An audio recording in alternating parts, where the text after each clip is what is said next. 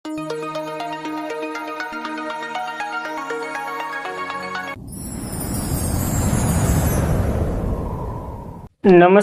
ગુજરાતના અધિકારી મિત્રો, આજે આપણે 18 એપ્રિલ 2026નું મોસ્ટ ઇમ્પોર્ટન્ટ કરંટ અફેર એની સાથે સાથે જીકે અને જીએસ વિશે ચર્ચા કરવાના છે. તો ખાસ કરીને ચેનલ ઉપર નવા હોય તો ચેનલને સબસ્ક્રાઇબ કરી લેવી, વિડીયો પસંદ આવે તો લાઈક કરવો અને તમારા મિત્રો સુધી અવશ્યથી આ ક્લાસ શેર કરી દેવો. ચલીએ આજના ઇમ્પોર્ટન્ટ ક્લાસની આપણે શુભ શરૂઆત કરી દઈએ.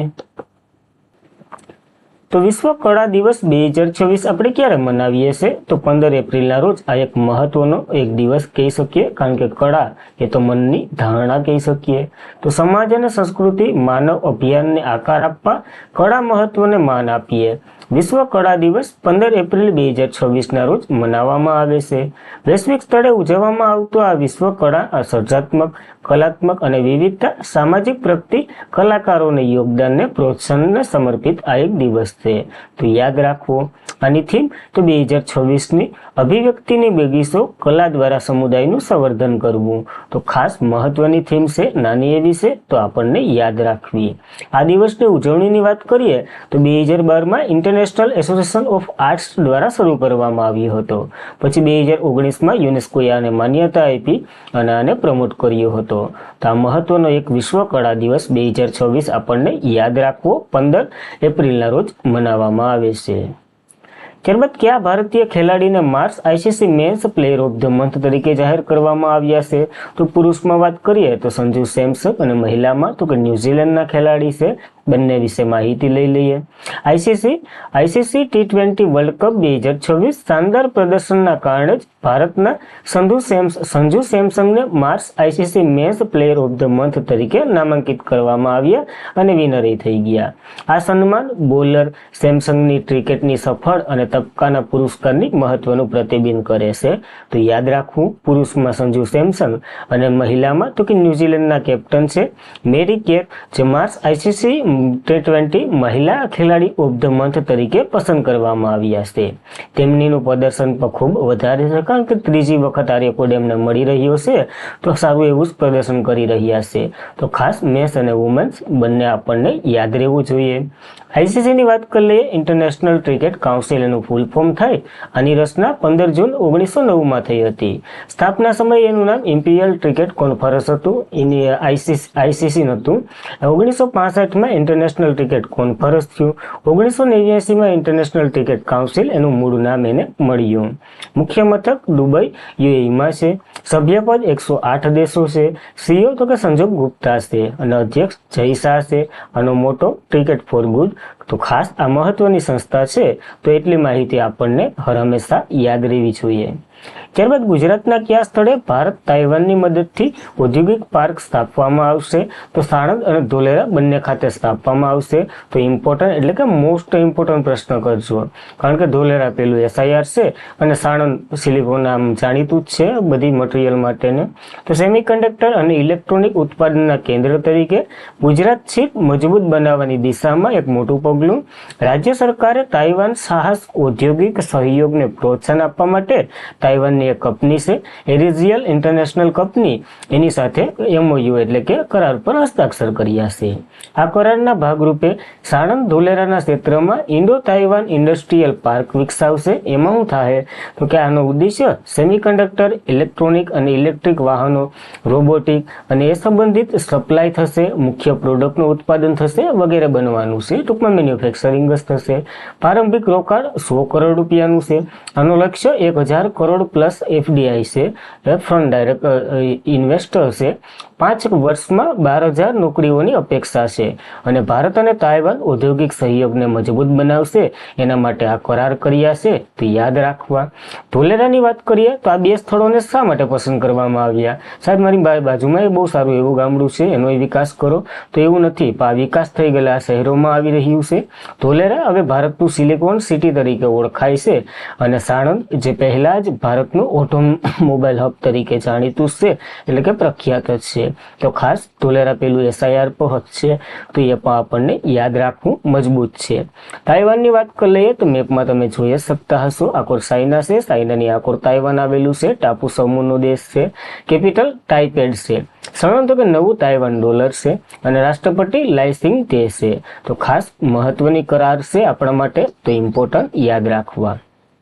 ત્યારબાદ IMF ના વર્લ્ડ ઇકોનોમિક આઉટલુક અનુસાર, એટલે કે આ એક રિપોર્ટ છે, ભારત કયા ક્રમની સૌથી મોટી અર્થવ્યવસ્થાનો દરજ્જો મળ્યો છે? તો ભારતને ચોથા ક્રમની સૌથી મોટી અર્થવ્યવસ્થાનો દરજ્જો મળ્યો છે. આપણને જાપાનને પાછળ મૂકી અને આગળ આવ્યા છે.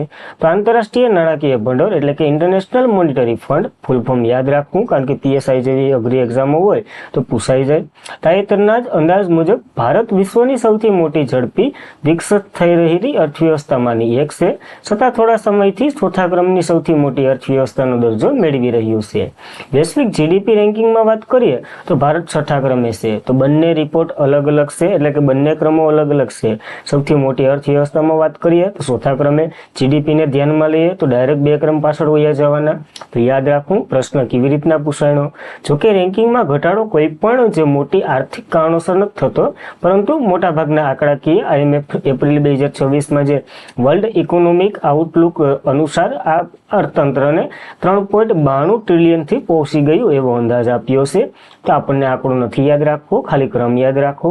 આ રિપોર્ટના જણાવ્યા અનુસાર ભારત હવે જાપાનને પાછળ છોડી અને વિશ્વની સૌથી મોટી અર્થવ્યવસ્થા બનવા જઈ રહી છે.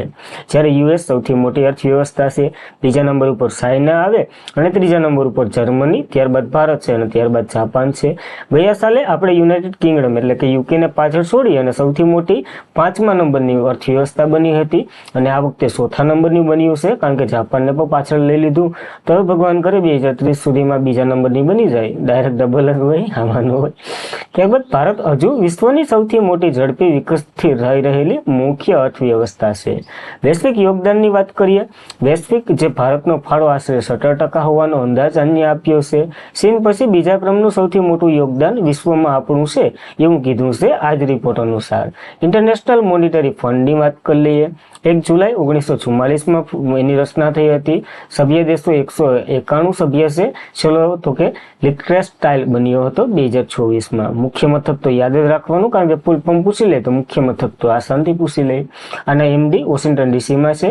MD તો કે ક્રિસ્ટન જોન્જીવા છે. પ્રથમ નાયબ MD બન્યા હતા આપણા ભારતીય મૂળના હતા, ગીતા ગોપીનાથન, એને પછી રાજીનામું વગેરે હતું. અને ED તો કે ઉર્જિત પટેલ હમણાં નવા બન્યા છે ભારત તરફથી, તો એ પણ યાદ રાખવું. અને ગુજરાતી છે તો વધારે યાદ રાખવું. આ વર્લ્ડ ઇકોનોમી આઉટલુક રિપોર્ટ, વૈશ્વિક નાણાકીય સ્થિરતા અહેવાલ અને ફિસ્કલ મોનિટરિંગ રિપોર્ટ જેવા રિપોર્ટો બહાર પાડે છે. તો IMF વિશે એટલી બેઝિક માહિતી આપણને ખ્યાલ જ હોવો જોઈએ. ત્યારબાદ એઝરિયસ સ્ટાલને કોને ONE એટલે કે 18 માટે બ્રાન્ડ એમ્બેસેડર તરીકે નિયુક્ત કર્યા છે? તો સ્મૃતિ મંધાનાને બનાવ્યા છે બ્રાન્ડ એમ્બેસેડર. બહુ સારી એવી કંપની છે. તો એઝરિયસ સ્ટાર મહિલા રમતગમત જીવનશૈલી ક્ષેત્રમાં પોતાની હાજરી વિકસાવવા માટે ક્રિકેટના સ્મૃતિ મંધાનાના તેમના સ્પોર્ટવેર બ્રાન્ડ 18 માટે બ્રાન્ડ એમ્બેસેડર તરીકે નિયુક્ત કર્યા છે. આ ભાગીદારીમાં મંધાના ક્રિકેટમાં વિરાટ કોહલી સાથે છે, કારણ કે વિરાટ કોહલી પહેલા જ આ કંપનીએ વિરાટ કોહલીને બ્રાન્ડ એમ્બેસેડર ઘણો સમય પહેલા બનાવી દીધા હતા. રિઝસ્ટાલ શું છે? તો કે ભારતનું એક ઉભરતું સ્પોર્ટવેર પ્લેટફોર્મ છે, જેના સ્થાપક તો કે પુમા ઇન્ડિયાના ભૂતપૂર્વ વડા અભિષેક ગાંગુલી છે ને, એના દ્વારા થઈ હતી. આ બ્રાન્ડ સોફ્ટવેર જે ઉત્પાદનથી લઈ અને છૂટક વેચાણ સુધીના ક્ષેત્રમાં ઉભરી આવે છે, એટલે કે કામ કરે છે. તો એના બ્રાન્ડ એમ્બેસેડર હવે વિરાટ કોહલી અને સ્મૃતિ મંધાના બે છે, તો યાદ રાખવા બંને નામો. ત્યારબાદ કયા રાજ્યએ પ્રતિભાશાળી ખેલાડીઓના DNA નો નકશો બનાવવા માટે સ્પોર્ટ જીનોમ પ્રોગ્રામ શરૂ કર્યો છે? તો આપણા ગુજરાતે શરૂ કર્યો છે. તો ખાસ મહત્વનું બની રહ્યું છે, કારણ કે કોમનવેલ્થ અહીં યોજાવાની છે 2030ની અમદાવાદ ખાતે. તો એને ધ્યાનમાં લઈ શારીરિક પ્રદર્શન ડેટા એકીકૃત કરવા ગુજરાત એથ્લેટિક જીનોમ ડેટાબેઝ બનાવશે. પ્રારંભિક પ્રક્રિયાઓની વાત કરીએ તો પ્રારંભિક તબક્કામાં ગતિ, સહનશક્તિ અને એકંદરે એથ્લેટિકની ક્ષમતાના જોડાયેલા આનુવંશિક લક્ષણો શોધવા છે. આને શોધાઈ જાય પછી શું કરવા કરવાનું, તો પછી એને એ ટાઈપની ટ્રેનિંગ આપો એટલે પછી એ પરફેક્ટ જ બની જાય, પછી તો એ મેડલ લઈને જ આવે. સ્પોર્ટ ડ્રીમ પ્રોગ્રામ એ રાજ્યના વિજ્ઞાન અને ટેકનોલોજી વિભાગ હેઠળ ગુજરાત બાયોલોજીકલ રિસર્ચ સેન્ટર ક્યાં આવેલું છે કોમેન્ટ કરી દઉં. અને આના દ્વારા સ્પોર્ટ ઓથોરિટી ઓફ ગુજરાતના સંકલનથી હાથ ધરવામાં આવી રહ્યું છે. યુનાઇટેડ કિંગડમના લિવરપુલ જોન મ્યુર્સ યુનિવર્સિટી એક રિપોર્ટ બહાર પાડ્યો હતો, આપણને ખબર છે. જેમાં gene and athletic performance the 2023નું અપડેટ હતું. આ નામોનો અભ્યાસ જર્મનીય જીન્સ પ્રકાશ દ્વારા કરવામાં આવ્યો હતો અને એના અંતરે જ આપણે આ શરૂ કર્યું છે. આ કાર્યક્રમમાં તો ખેલાડીઓનો ડીએનએનો નમૂનો લેવામાં આવશે, તેનું વિશ્લેષણ લેબમાં કરવામાં આવશે, સારા જનીનનું ઓળખશું, પછી તેને આપણે વ્યક્તિગત રીતે તાલીમ આપશું, પછી મેડલ ન આવે તો ગુજરાતનું નામ શું થાય? ભાઈ એ ટાઈપનું છે, ગુજરાતે શરૂ કર્યું છે. ત્યારબાદ સરકારના વિરોધ પ્રદર્શન સાથે સંકળાયેલા કયા દેશની બીતા હેમિન પ્રથમ મહિલા વિરોધમાં એટલે કે વિરોધ પક્ષના વિરોધમાં રહી અને ફાંસી એને આપવામાં આવી રહી છે? તો ઈરાનમાં એને ફાંસી આપવામાં આવી રહી છે, કારણ કે સરકાર વિરુદ્ધ એને પ્રદર્શનો કર્યા હતા. તો ઈરાને તાજેતરમાં સરકાર વિરુદ્ધ પ્રદર્શનની ભૂમિકા બદલ દોષિત મહિલા પ્રદર્શનકારી બીતા હેમંતીને ફાંસી આપવાની તૈયારી કરી રહ્યું છે. આ વર્ષની શરૂઆતમાં જ ફાટી નીકળેલા અશાંત સંદર્ભ ફાંસીની સજા ભોગવનારી આ પ્રથમ તરીકે વર્ણવી છે. ટૂંકમાં આ પહેલીવાર જ્યારે કોઈ સરકાર વિરુદ્ધ પ્રદર્શન કરનાર મહિલાઓને ફાંસી આપવામાં આવી રહી હોય એ આ ઈરાનમાં પહેલીવાર થઈ રહ્યું છે. તો આપણને યાદ રાખવું. અને છેલ્લા એક વર્ષમાં 1600થી વધારે લોકોને મૃત્યુદંડની સજા આપી ચૂક્યું છે ઈરાન. અને માનવતાવાદી જૂથોનું કહેવું એ પણ છે કે ટ્રાયલ ઝડપથી થાય અને ન્યાય રીતે હાથમાં લેવામાં જ નથી આવતું. ડાયરેક્ટ ગુનો કયો છે, બસ આપી દઉં ફાંસી, એ ટાઈપનું એ વિશ્લેષણ કરે છે. તો એ ટાઈપનું હાલ ઈરાનમાં હાલી રહ્યું છે, તો આપણને યાદ રાખવું. ઈરાનની વાત કરી લઈએ, કેપિટલ તહેરાન છે, સલમ તો કે ઈરાનની રિયાદ છે અને અહીંયા જ આવેલી છે ગલ્ફ ઓફ ઓમાન અને પેરેસિડ ગલ્ફ, એ બંને વચ્ચે 35 કિલોમીટરનો જે ખાડો છે એમાં જ ધમકીઓ આપે છે ઈરાન કે અમે બોમ્બ ફેંકી દેવું ને ફેંકી દેવાય, એમાં ન હોય. ત્યારબાદ દિલ્હીથી કયા શહેર વચ્ચે એક્સપ્રેસ વે રેકોર્ડ વન્યજીવ કોરિડોર ખુલ્લો મૂકવામાં આવ્યો છે? તો દિલ્હીથી દેહરાદૂન ઉત્તરાખંડનું છે ત્યાં કોરિડોર ખુલ્લો મૂકવામાં આવ્યો છે. વડાપ્રધાન નરેન્દ્ર મોદીએ દિલ્હીથી દેહરાદૂન એક્સપ્રેસ વેનું ઉદ્ઘાટન કર્યું. એશિયાની સૌથી લાંબો 12 કિલોમીટર એલિવેટેડ વ્હાઇટ લાવ કોરિડોર જે રાજાજી રાષ્ટ્રીય ઉદ્યાન જે ઉત્તરાખંડમાં છે ને એમાંથી પસાર થશે. આ પ્રોજેક્ટ 8 પ્રાણીઓમાં પાસ, 2 હાથીઓને અંડરપાસ અને પ્રાણીઓના સ્થળાંતર માર્ગને જાળવણી. ટૂંકમાં જો આવો કોરિડોર હોય તો એથી પ્રાણીઓ હાલ્યા જતા હોય, ઉપરથી વાહનો વગેરે ટ્રેનો વગેરે હોય જાય, તો એ ટાઈપનું કંઈક છે. કોરિડોર એટલે શું હોય તો તમને ખ્યાલ જ છે. પ્રારંભિક અભ્યાસ દર્શાવે કે હાથી અને અન્ય 18 પ્રજાતિઓને આ કોરિડોર ઉપયોગમાં લેવા છે. હવે વાઇલ્ડ લાઈફ કોરિડોર એટલે શું તો કે આ એશિયાનો સૌથી લાંબો જળ એટલે કે જંગલવાળો એક્સપ્રેસ વે છે જે રાજાજી ટાઈગર રિઝર્વ ઉત્તરાખંડમાં છે ત્યાંથી સેટ અહીં ગુજરાત સુધી પૂગે છે. એટલા માટે ઇમ્પોર્ટન્ટ છે, આપણા રાજ્ય સાથે સંકળાયેલો છે એટલે યાદ રાખવાનું. 12 કિલોમીટર આ એલિવેટ રોડ જેની ઉપર વાહનો, નીચે પ્રાણીઓ, હાથી, હરણ, વાઘ સરળતાથી પસાર થઈ જાય, એને આપણે ડિસ્ટર્બ ન કરીએ, એ આપણને ડિસ્ટર્બ ન કરે, ડિસ્ટર્બમાં બેમાંથી એક ન રહે, એ ટાઈપનું છે. ત્યારબાદ સરકારે startup India fund of funds 2 launch કર્યું છે, જેનું સંચાલન કોણ કરશે તો સીડીબીઆઈનું સંચાલન કરવાની છે. તો ખાસ મહત્વનું બની રહ્યું છે આ ઉદ્યોગ ક્ષેત્રે. તો ભારતમાં નવીનતા ઇકોસિસ્ટમને પ્રોત્સાહન આપવા માટે વાણિજ્ય અને ઉદ્યોગ મંત્રાલયે 10,000 કરોડ જંગી ભંડોળ સાથે startup India fund of fund 2 એટલે કે આ બીજી વખત શરૂ કર્યું છે. આનો ઉદ્દેશ્ય સાહસિક મૂડી રોકાણો એકત્રિત કરવા, ક્ષેત્રના તબક્કાવાર સ્ટાર્ટઅપ વિકસવાને વેગ આપવો. આનો ઉદ્દેશ્ય તો કે ભારતીય સ્ટાર્ટઅપ ઇકોસિસ્ટમને મજબૂત બનાવવાની છે. ટૂંકમાં સારી ગોળથી આ નવું ફંડ 2016માં જે શરૂ કર્યું હતું એ ફંડનું જ એક વેરિયન્ટ છે એટલે કે અપડેટ વર્ઝન છે. આનું સંચાલન સીડબી કરવાની છે, પેલાનું એ જ કરતી. તો સીડબીની વાત કરી લઈએ. Small industrial development bank of India. Small industry એટલે શું કે નાના ઉદ્યોગને આનાથી પ્રોત્સાહન મળશે. સીડબી એક જાહેર ક્ષેત્રની બેંક છે જે એમએસએમઈ લોન, નાણાકીય સહાય વગેરે પૂરી પાડે છે. આની સ્થાપના 1990માં થઈ હતી. આનું મુખ્ય મથક એકમાત્ર યુપી ઉત્તર પ્રદેશમાં છે, તો એ પણ આપણને યાદ રાખવું. ત્યારબાદ ઇમ્પોર્ટન્ટ પ્રશ્ન છે, મહિલા ઉમેદવારોમાં શ્રેષ્ઠ ટુર્નામેન્ટ 2024 જીતનાર પ્રથમ ભારતીય મહિલા કોણ બન્યા છે? તો આર વૈશાલી આ રેકોર્ડ બનાવ્યો છે, કારણ કે પ્રથમ ભારતીય બન્યા છે, તો યાદ રાખવું. આર વૈશાલી મહિલા ઉમેદવાર ટુર્નામેન્ટ જીતનાર પ્રથમ ભારતીય મહિલા બની છે. તેણીએ અંતિમ રાઉન્ડમાં કેટલેન લાંગોને હરાવી અને ખાલી જગ્યા પોઈન્ટોથી જંગી બહુમતી મેળવી છે. વૈશાલી હવે મહિલા જે વિશ્વ ચેમ્પિયનશિપ માટે વેનુઝુલાને પડકાર આપશે કે કારણ કે એની સામે રમવાના છે. આ ગુકેશ જે ડોરોમાઇટ ઓપનર કેન્ડક અગાઉ સફળ બન્યા હતા પણ તેણીનો વિજય ભારતીય ચેસમાં ઇતિહાસમાં છે કારણ કે પ્રથમ મહિલા છે એટલા માટે.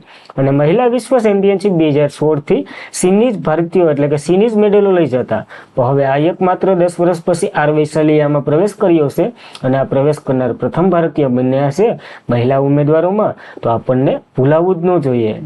ત્યારબાદ મુખ્યમંત્રી શ્રી ગુજરાતના ચેમ્બર્સ ઓફ કોમર્સ એન્ડ ઇન્ડસ્ટ્રીયલના વાર્ષિક ટ્રેડ એક્સપો ગેટ 2025નું ઉદ્ઘાટન કર્યું છે. તો ઇમ્પોર્ટન્ટ છે. મુખ્યમંત્રી અમિત શાહે વર્ચ્યુઅલ રીતે હાજરી આપી હતી. આનું ઉદ્ઘાટન અમદાવાદમાં કરવામાં આવ્યું છે. આ શું કરશે તો આ પ્રસંગે મુખ્યમંત્રી એક્સપોને વગેરે પ્રદર્શન કર્યું. એક્સપો વગેરે એક્સપો કેને કહેવાય? હા, તો બસ એ ટાઈપનું જ છે. તો તમને ખ્યાલ જ છે અમદાવાદમાં ઉદ્ઘાટન થયું, ગાંધીનગરમાં નથી થયું. તો એ પોઈન્ટ એક યાદ રાખવો કારણ કે PYQ આવી શકે. અને આજના માટે એટલું જ રાખીએ. ખાસ કરીને મિત્રો વિડીયો પસંદ આવતો હોય તો લાઈક કરો, તમારા મિત્રોને શેર કરો અને ચેનલ ઉપર નવા હોય તો અવશ્યથી સબસ્ક્રાઇબ કરી લો. તો ચાલીએ કાલનું રિવિઝન કરી લઈએ ફટાફટ. ભારતનો પ્રથમ ક્વોન્ટમ ટેસ્ટ બેડ કયા રાજ્યએ શરૂ કર્યો છે? તો આંધ્રપ્રદેશે અમરાવતીમાં શરૂ કર્યો છે. એન ચંદ્રબાબુ નાયડુ. IFS દ્વારા મેટ્રિયલ કમાન્ડ કોન્કોન 2026નું આયોજન ક્યાં કરવામાં આવ્યું? તો નાગપુરમાં થયું હતું. ઇમ્પોર્ટન્ટ બની રહ્યું છે. પરમાણુ ઉર્જા આયોગના વડા કોણ છે જેનું એક કાર્યનું એક્સચેન્જ મળ્યું છે? અજિત કુમાર મોહંતી છે જેને 1 વર્ષ લંબાવ્યા છે. વિઝન આલ્મેટ 2026 સન્માન શાનદાર વર્ષના પુરસ્કારોમાં 9 પુરસ્કારો છે. એમાંથી કેટલા પુરસ્કારો ભારતીયને મળ્યા છે? તો 7 મહત્વના મળ્યા છે. તો યાદ રાખવા આપણને. લદ્દાખમાં બરફ અને હિમનદી પીગળવાના કારણે વૈજ્ઞાનિક સંગ્રહ દ્વારા સુરક્ષિત બનવા માટે આપણા વિનયકુમાર સક્સેનાએ કયો પ્રોજેક્ટ શરૂ કર્યો છે? તો પ્રોજેક્ટ હિમ સરોવર શરૂ કર્યું છે. ગમે એમ પ્રશ્ન આવી શકે. હોંગઝોંગ 11G કયા દેશ દ્વારા વિકસિત ટૂંકા અંતરની બેલેસ્ટિક મિસાઇલ છે? દક્ષિણ કોરિયાએ આનું પરીક્ષણ કર્યું. તો યાદ રાખવી. કઈ યુનિવર્સિટીએ રાષ્ટ્રીય મૂળ કોર્ટ સ્પર્ધા 2026 જીતી છે? બનારસ હિન્દુ યુનિવર્સિટીએ જીતી. ભારતીય સેનાએ તેનું પ્રથમ વાદળી પાણી નૌકા અભિયાન સમુદ્ર સાહસ ક્યાંથી શરૂ કર્યું છે? મુંબઈથી શરૂ કર્યું છે. 520 કિલોમીટર ભરવાના છે. કયા દેશના બેડમિન્ટન દિગ્દર્શક અને 2 વખત ઓલિમ્પિક ચેમ્પિયનશિપ વિક્ટર એલન્સીએ કારકિર્દીમાં સંન્યાસની જાહેર કરી છે? તો ડેનમાર્કના છે. તો યાદ રાખવા આપણને. જીબુતી રાષ્ટ્રપતિ ઇસ્માઇલ ઓમરા બુલેકી 6ઠી ટર્મ માટે ફરીથી ચૂંટાયા છે. તો આ જીબુતી કયા ખંડમાં આવેલો એક દેશ છે? તો આફ્રિકામાં આવેલો છે. તો યાદ રાખવું આપણને. અને આજના માટે એટલું જ હતું મિત્રો. ખાસ કરીને ચેનલ ઉપર નવા હોય તો અવશ્યથી સબસ્ક્રાઇબ કરવી. વિડીયો પસંદ આવે લાઇક શેર એ બધી તો તમને કરવું જ નથી. ટેલિગ્રામમાં જોઈન થઈ જાઓ એ તમે કહી શકો કારણ કે PDF સ્ટડી મટીરિયલ વગેરે અહીંયા મળતું રહે. તો એ પણ એકવાર રીડ કરી લેવું. તો બસ આજના માટે એટલું જ રાખીએ. જય હિન્દ, જય ભારત, ધન્યવાદ.